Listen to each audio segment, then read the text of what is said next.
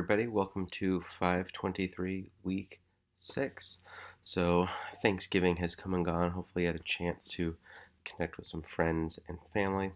Hopefully, you're feeling a little bit recharged, or at least if it was more exhausting then hopefully just the change of pace and location was good.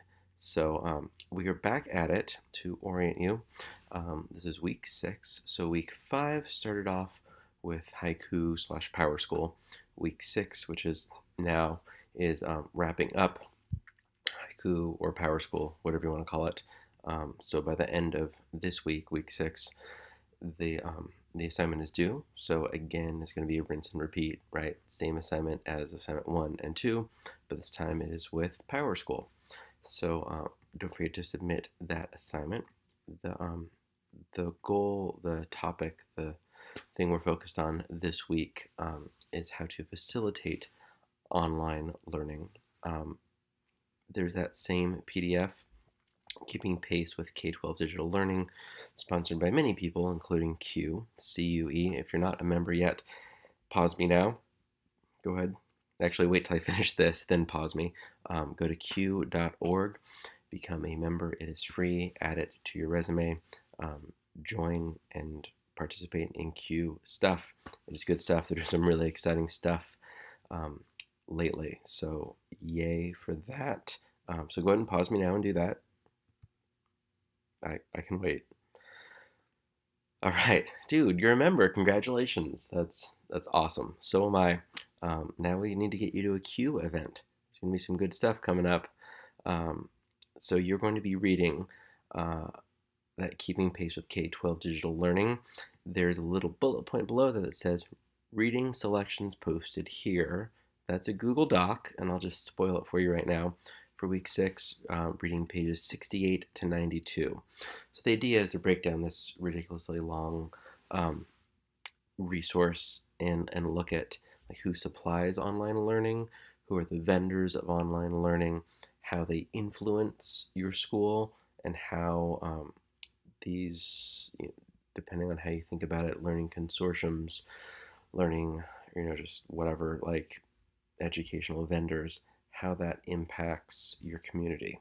So that's the idea of the reading behind that. Um, there's also a handful of different videos. Don't feel like you need to watch all of them. A handful of them are pretty short though, and the idea is to get you used to how you teach online, how you think about it, what to do, what not to do. And the tip I have for you with this is that it's incredibly awkward. Like I am in a room alone right now talking. Someone's walking down the hallway. I don't know if they're going to knock or not, but I'm talking to myself in a room. You were likely on your own, listening by yourself, or like sequestered or whatever.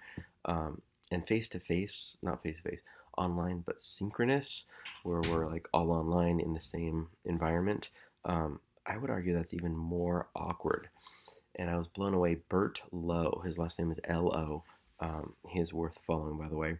I took an online class with him as part of totally blanking out on it. Leading Edge certification. Um, if you know nothing about Leading Edge certification, Google it. Pause me now. Right, Leading Edge certification is so cool. And it was a handful of synchronous sessions. And the very, very, very end, I was so impressed with something squeaky right there. I wonder what is going on. Do you hear that squeak? Hang on, let's go figure out what's going on.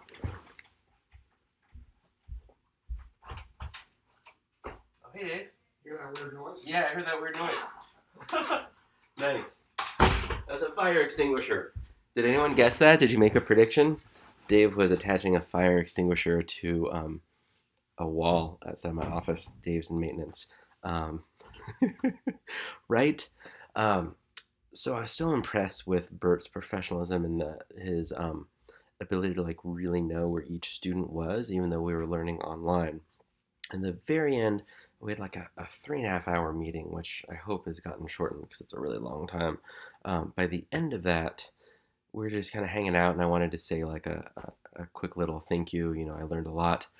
And he was like, "Hey, how was that? Like, I felt so awkward. Like, I have no idea what I'm doing."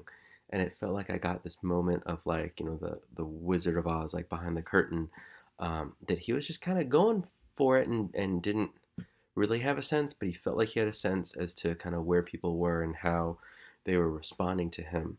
But being an instructor or a teacher and teaching when people aren't in the room with you is such a different skill set, and it's super awkward for a really long time until you kind of get a feel for it and get some feedback as to kind of what works, what doesn't work. Even that squeaky noise in the back, like when I first was teaching online or making videos, even teaching in person, but making videos, I if it wasn't perfect, oh man, I would hit stop and I would get it till it was perfect. And it's been like hours creating a 5 minute video. And it's just goofy. Um, you know, I can spend my time in better ways. And I found that when I was watching people teach something and they just kind of paused and had real moments or got interrupted and they went with it, it felt more authentic in a way that once a really tight lesson with somebody talking, it just feels so much less personal and so much less authentic and just I don't know. Um, so my suggestion for you is to not obsess around getting the perfect video. And I love that that was part of what I was going to say. And Dave was like with the screwdriver, like attaching the fire extinguisher handle to like 2 inches outside my office door, which I don't know, like that's crazy timing. You just roll with it, and don't be afraid just to know that it is awkward as the instructor, as the teacher, as the facilitator of online learning to talk to the little green dot on your computer or to hold up your phone. Here's what a phone looks like, and be like, I'm just talking to my phone. Don't forget, by the way, to actually talk to the dot where the camera is, because that's what people see. You don't want to like aim at the center. Here's me looking at like the center of my screen. That's super weird. You want to try your best to look at where the camera is, so it feels like people are you're talking to actually people, which is again like it takes some practice until it feels less awkward. But even right now, as I'm saying this, it still feels awkward. And just know that you're in good company. That when you teach online, it will feel awkward. So that is my tip. There are what 1, 2, 3, 4, 5, 6 different videos. One of them is like an hour-long hangout. Spoiler alert, it freezes at the 15-minute mark, so you'll have to watch 15 minutes of that. But try and watch about half an hour's worth of videos, and then in the discussion for week 6, let us know what video stuck out to you, and then something that I would say if you liked something like that really resonated, or something that really did not resonate, and why. And that's going to be the week 6 discussion. You guys are having great discussions around that. Don't forget to turn in assignment 3. Same exact format.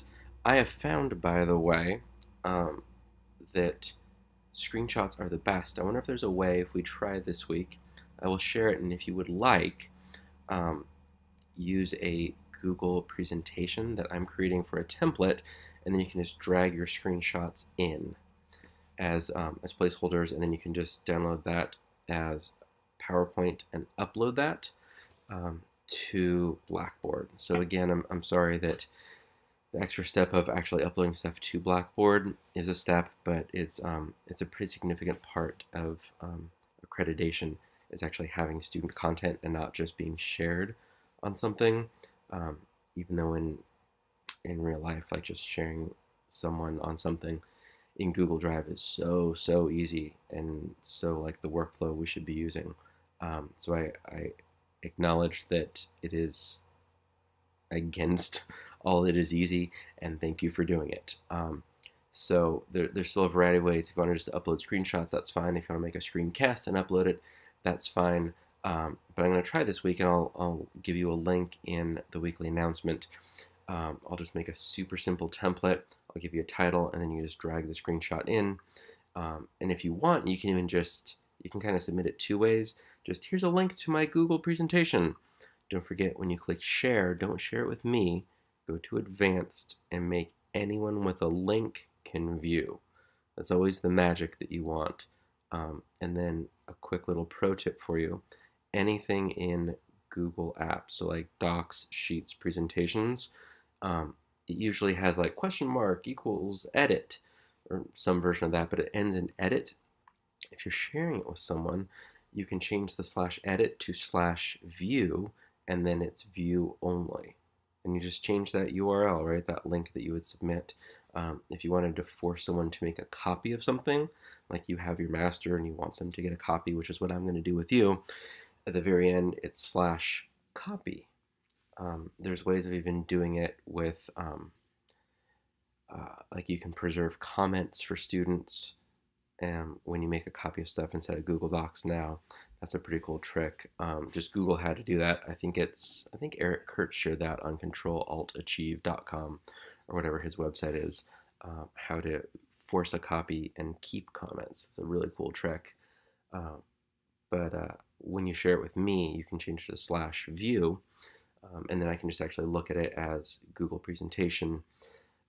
Slides 1, 2, 3, 4, 5, 6, 7, 8 has rubric parts 1, 2, 3, 4, 5, 6, 7, 8. And then as part of accreditation, if you can go inside of Google Presentations file, download as PowerPoint, and then upload that PowerPoint to Blackboard, that would be awesome. And that took a long time to explain, but I think it was worth it. I think it makes sense. I wanted to kind of give you the thinking behind it and a little bit of the trickery and ninja skills for Google Drive.